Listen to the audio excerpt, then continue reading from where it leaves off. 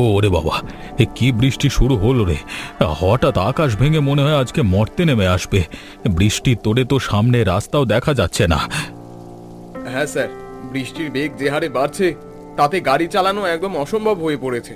চাকা পিছলে যাওয়ার ভয় আছে। রাস্তার পাশে তো কোনো দোকানপাটও দেখছি না।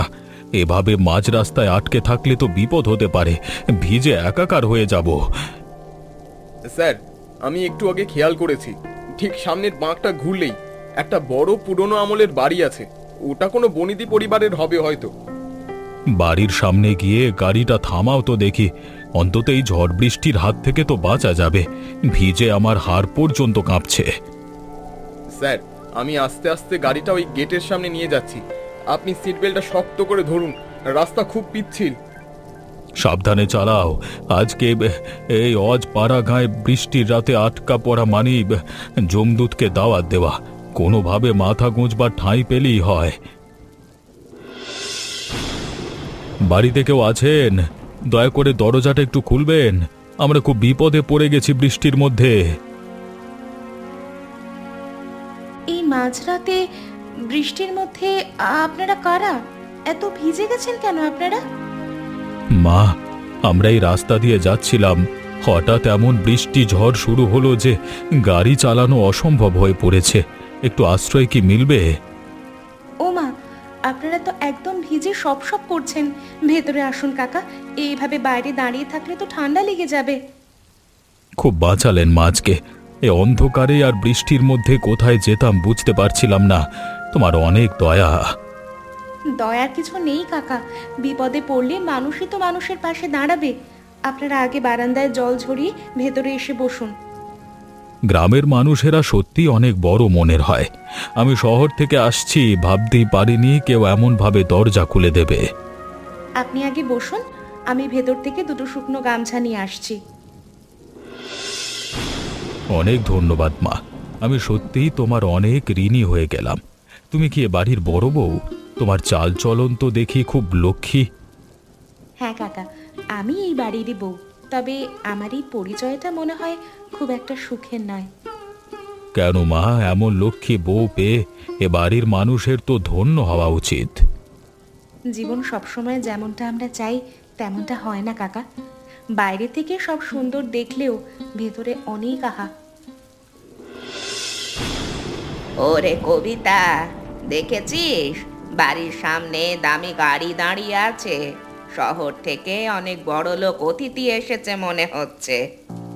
হ্যাঁ মা, আমি জানালা দিয়ে উঁকি দিয়ে তো দেখলাম। লোকটাকে তো বেশ সম্ভ্রান্ত ঘরের মনে হচ্ছে। এই সুযোগে আমাদের আভিজাত্যটা ভালো করে দেখাতে হবে। কিন্তু ওই কাল পেতনি মায়াকে যদি ওনার সামনে রাখি তবে তো মান যাবে। ঠিক বলেছ মা, মায়ের ওই মলিন মুখ আর শতছিন্ন শাড়ি দেখলে অতিথি ভাববে আমাদের ঘরে কি দাসী কাজ করে নাকি। মায়াকে একদম সামনে আসতে দিবি না। ওকে ঘরের পেছনে কোনো কাজে পাঠিয়ে দে। আমি চাই না অতিথি ওর সাথে বেশি কথা বলুক। মা, ওকে ছোট না করলেও ও আবার নিজেকে বাড়ির কর্ত্রী মনে করা শুরু করবে। চলো ওকে কোনো কঠিন কাজে লাগিয়ে দিই। অতিথিদের সামনে ওকে এমনভাবে উপস্থাপন করতে হবে যাতে উনি বোঝেন যে ও এ বাড়ির কেউ না, শুধু আগাছা। দেখবি অতিথি আমাদের ওপরে খুশি হয়ে আমাদেরকে উপহার দিয়েছে। একদম ঠিক কথা মা, ওর ওপর অনেক কাজ চাপিয়ে দিতে হবে। অতিথির জন্য ভালো খাবার রান্না করতে হবে, আর ও একাই সব করবে। আমি ভাবছি অতিথিকে বলবো ও আমাদের আশ্রয়ে থাকা কোনো দুস্থ আত্মীয়ের মেয়ে, বউ হিসেবে পরিচয় দেবই না।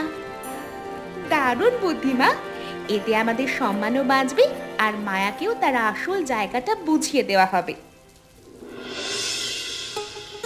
ও মা, আপনি তো অনেকটা ভিজে গিয়েছেন দেখছি। আমাদের বাড়িতে আপনার খুব কষ্ট হচ্ছে না তো? আমি মায়ার মাধুরী দেবী। আপনাদের এই ছোট বৌমা আমার খুব যত্ন করছেন।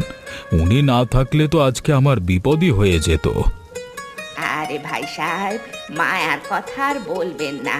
ও আসলে একটু হাবা গোবা টাইপের, কোনো কাজেই ঠিক মতো গুছিয়ে করতে পারে না। আপনি ভুল বলছেন, আমি তো দেখলাম ও খুব নিপুণভাবে সব ব্যবস্থা করলো। ওর ব্যবহারও খুব মার্জিত। ওটা তো শুধু চোখের দেখা। আমাদের এই সংসারে ওর কোনো অবদান নেই। যা করার আমাকে আর আমার মেয়েকেই করতে হয়। আপনারা ভাগ্যবান যে এমন একটি মেয়ে আপনাদের পরিবারে আছে। ভাগ্য নয় ভাই সাহেব, এটা আমাদের দয়া যে ওকে এই বাড়িতে আমরা ঠাঁই দিয়েছি। ওর বাপের বাড়ির অবস্থা খুব একটা ভালো ছিল না তো। টাকার অবস্থা ভালো না হতে পারে, কিন্তু মেয়েটির সংস্কার আর শিক্ষা তো অতুলনীয়। আমি সেটা লক্ষ্য করছি। শিক্ষার কথা বলে আর কি হবে? আপনি এখানে কিছুক্ষণ থাকুন, নিজেই সব বুঝবেন। আমি তো অনেক বাড়িতেই অতিথি হিসেবে যাই, কিন্তু এমন শান্ত স্বভাবের মেয়ে খুব কমই দেখেছি। কিরে, তুই এই ভেজা শাড়ি পরেই কেন ঘুরঘুর করছিস? যা না, গিয়ে এই কাপড়েই রান্নাঘরে ঢোক, কাজ অনেক বাকি। কাপড়গুলো একদম ভিজে শরীর কামড়ে ধরেছে। আমি শাড়িটা বদলে নিয়ে তারপরেই রান্না করতে যাই। দরকার নেই, অত আহ্লাদ করার সময় আমাদের নেই। মা বলেছেন অতিথিদের জন্য অনেক রকমের পদ রান্না করতে হবে। আমি তো রান্না করবই, কিন্তু একটু গা মুছে পরিষ্কার হলে কাজে গতি আসতো। আমার খুব শীত করছে। অত শীত করলে হবে না, অতিথি এসেছে শহর থেকে, তাকে তুষ্ট করতে হবে। তুই এই অবস্থায় কাজ করলে উনি বুঝবেন তুই কত পরিশ্রমী।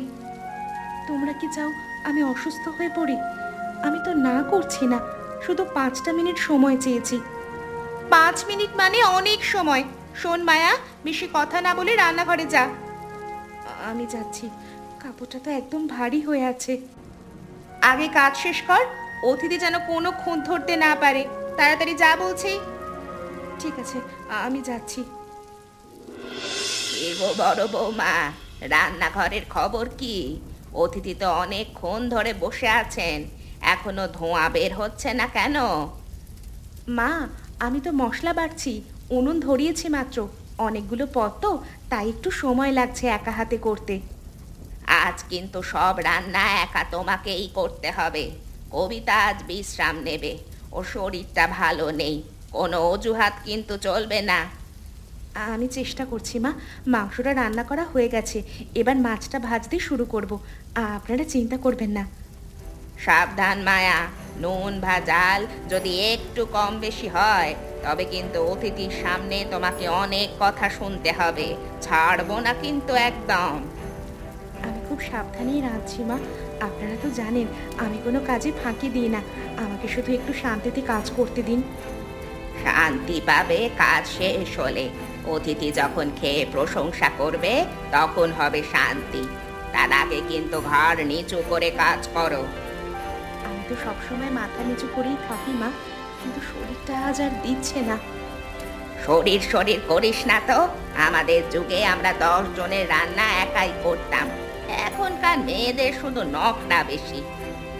নকরা নয় মা, সত্যি শরীরটা আমার কাঁপছে, কিন্তু আপনার হুকুম তো পালন করতেই হবে। আমি করছি সব। শোন, সবজিগুলো একদম মিহি করে কাটবি, আর অতিথি যেন গরম গরম পায় সব। বাসি কোনো কিছু দিবি না। জি মা, আমি খেয়াল রাখছি। আপনি গিয়ে অতিথির কাছে বসুন, আমি সময় মতো সব খাবার পাঠিয়ে দেবো টেবিলে।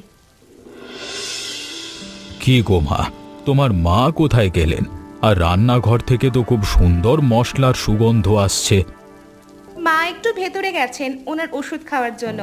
আর রান্নার কথা বলছেন, ও তো কাজের লোক করছে, মানে আমাদের সেই বউ। ও আচ্ছা, তোমাদের সেই বড় বৌমা বুঝি? ওর হাতের কাজ তো বেশ গোছানো মনে হচ্ছে। গোছানো নয় কাকা, ও একটু বেশি দেরি করে কাজ করে। আমরা ওকে কাজ না দিলে ও বসেই থাকতো আলসেমি করে। আমি তো উল্টোটাই দেখলাম। তোমাদের বাড়ির কাজের ধারা তো বেশ কড়া মনে হচ্ছে। করা না হলে কি আর চলে কাকা? এই এত বড় সংসার সামলাতে হলে আমাদের তো একটু শক্ত হাতেই সব ধরতে হয়। তোমার মা তো বলছিলেন বৌমা নাকি কিছুই পারেন না, অথচ সুগন্ধ তো বলছে ভিন্ন কথা। রান্নায় উনি বেশ পটু। আরে ওইটুকু না পারলে কি আর এই বাড়িতে থাকতে দিতাম? যা পারে সব আমাদের শেখানো। ও বাপের বাড়ি থেকে কিছুই জানতো না। বাপের বাড়ির দোষ না খুঁজে নিজেদের বাড়ির গুণ খোঁজাটাই ভালো না?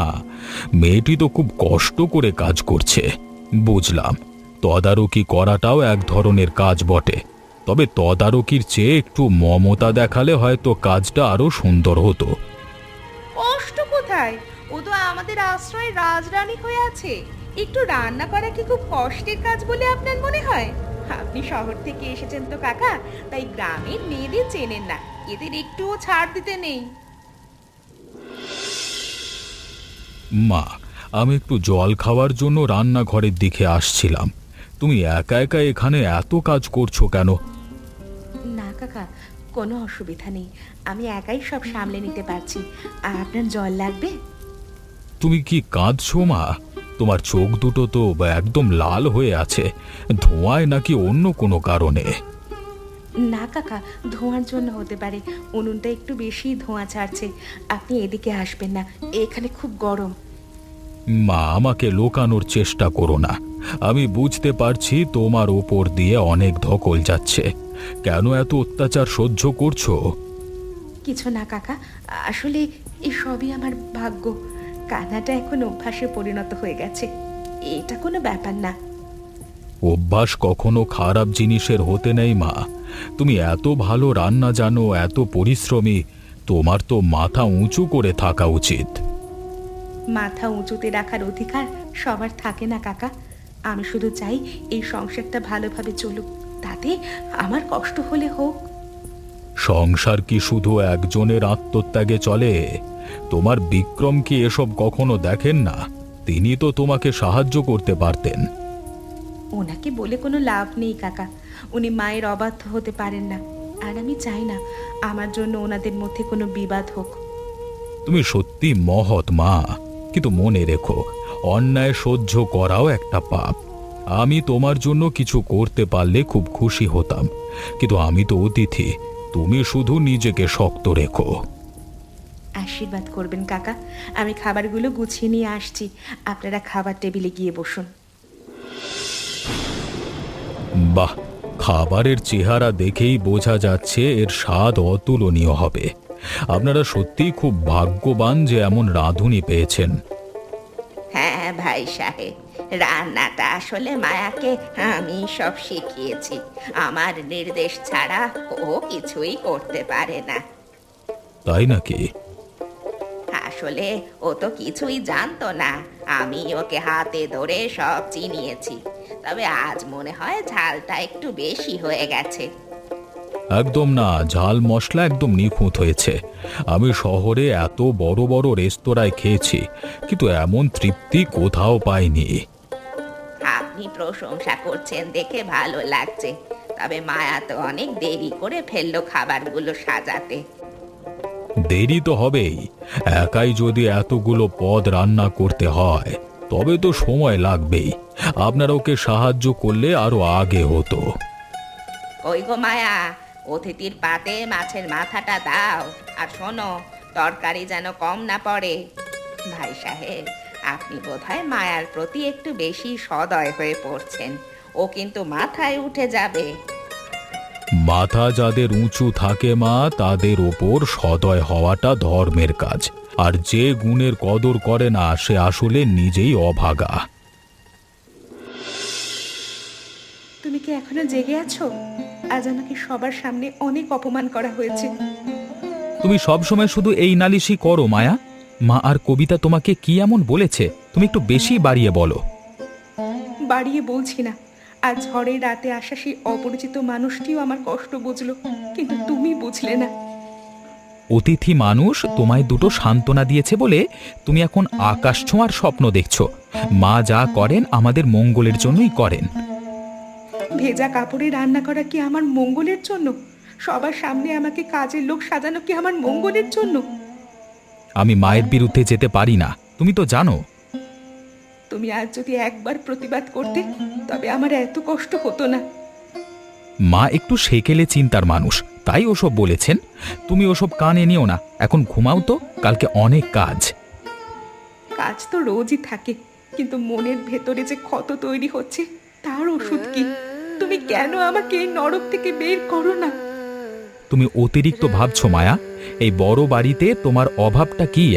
ডাল ভাত তো জুটছে, এটাই তো বড় কথা। আমি শুধু ডাল ভাতের কাঙাল নই বিক্রম। তোমাদের এই বাড়িতে আমি শুধু একটা আসবাবপত্র ছাড়া আর কিছুই নই। অনেক হয়েছে নাটক, আমি এখন খুব ক্লান্ত। তুমি যদি শান্তি চাও তবে মায়ের কথা শুনে চলো, আর কথা বাড়াবে না। বিক্রম, দেখলি তো বৌমার আস্পর্ধা? কাল শহর থেকে আসা লোকটার সামনে ও কেমন আদিক্ষেতা করছিল। মা, মায়া তো শুধু রান্না করেছে, অতিথি নিজেই ওর প্রশংসা করেছেন, এতে মায়ার কি দোষ? দোষ নেই মানে? ওর কি উচিত ছিল না অতিথিকে বলা যে মা আমাকে সব শিখিয়েছেন? ও তো সব কৃতিত্ব নিজে নেওয়ার চেষ্টা করলো। ও তো তেমন কিছু বলেনি, তুমি হয়তো একটু ভুল বুঝেছো মা। ও অনেক পরিশ্রম করেছে কালকে। তুই তো সব সময় ওরই পক্ষ নিবি, কিন্তু মনে রাখিস এই মেয়েটা একদিন আমাদের সংসারে আগুন লাগাবে। ও বড়ই অবাধ্য। তাহলে এখন কি করতে বলো মা? আমি তো ওকে বুঝিয়ে বলেছি শান্ত থাকবার জন্য। বুঝিয়ে হবে না, এই মেয়েটা এখন সমস্যা হয়ে দাঁড়িয়েছে। ওকে এই বাড়ি থেকে সরিয়ে দিলে তবেই আমার শান্তি ফিরবে। সরিয়ে দেওয়া মানে?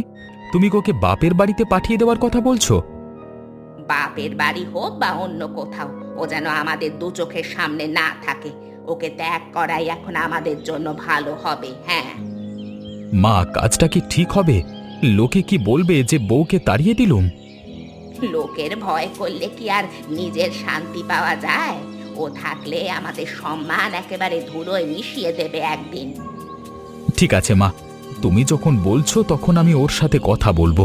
ও যদি আমাদের নিয়ম না মানে তবে চলে যাওয়াই ভালো। এই তো আমার লক্ষ্মী ছেলে, তুই বুঝতেই পারছিস না এই মেয়েটা কত বড় বিপদ ডেকে আনতে পারে।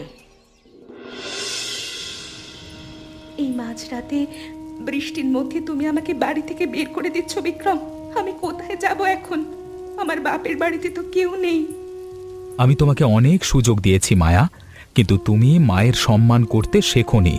আমাদের সংসারে তোমার আর জায়গা নেই। মায়ের সম্মান আমি করেছি, কিন্তু মা তো আমাকে মানুষ হিসেবেই গণ্য করলেন না। তুমিও কি ওনার মতোই নিষ্ঠুর হয়ে গেলে? বেশি কথা বলবে না মায়া, তোমার জিনিসপত্র সব বাইরে রাখা আছে। এই বৃষ্টির মধ্যেই তোমাকে চলে যেতে হবে। এ কি অন্যায় হচ্ছে এখানে? এই বৃষ্টির রাতে একটি মেয়েকে এভাবে তাড়িয়ে দিচ্ছেন আপনারা? কাকা, এটা আমাদের পারিবারিক ব্যাপার, আপনি দয়া করে এতে নাক গলাবেন না। আপনি এ বাড়ির অতিথি হয়ে থাকুন। আমি চলে যাচ্ছি কাকা, কষ্টই আমার আজন্মের সঙ্গী। তুমি একা এই রাতে কোথায় যাবে মা? তোমার কি যাওয়ার কোনো নিরাপদ আশ্রয় আছে?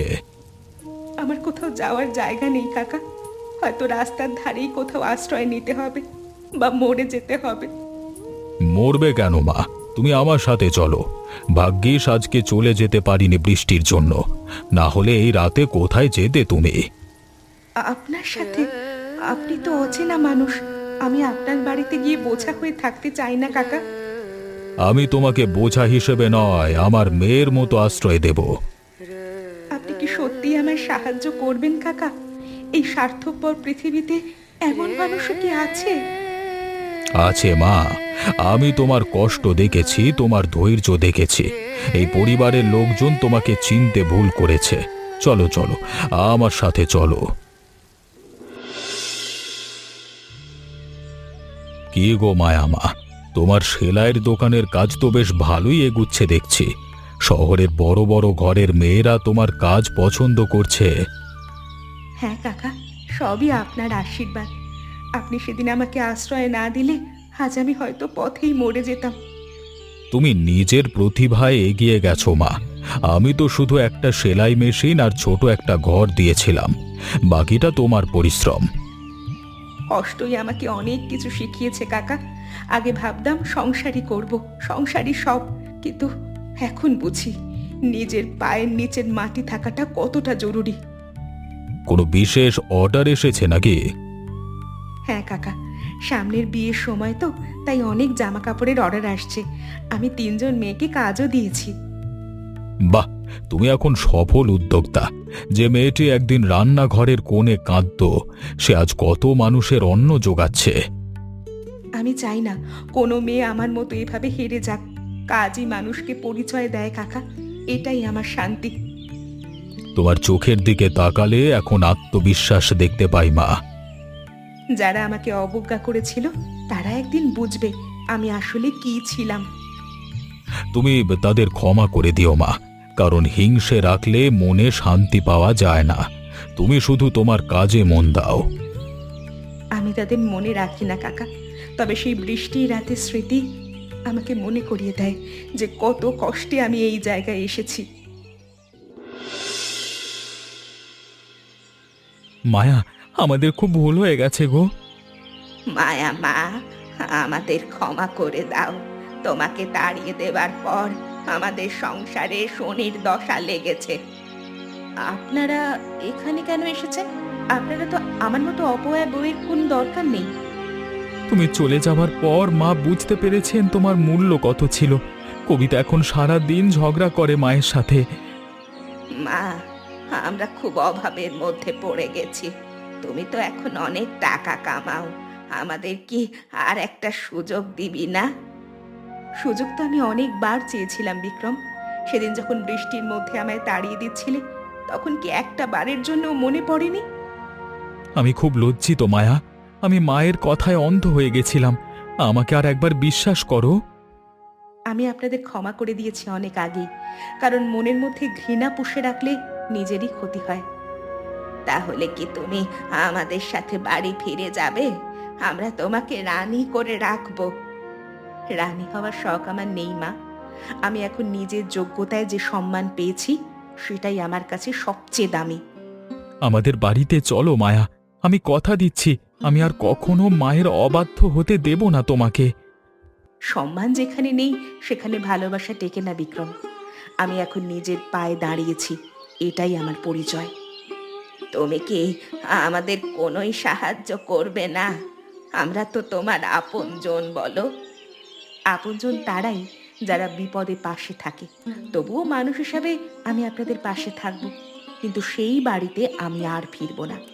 আপনারা এখন এখান থেকে চলে যান, আর কোনো দিন এখানে আসবেন না। এমন মজার মজার গল্প দেখতে আমাদের চ্যানেলকে সাবস্ক্রাইব করতে ভুলবেন না।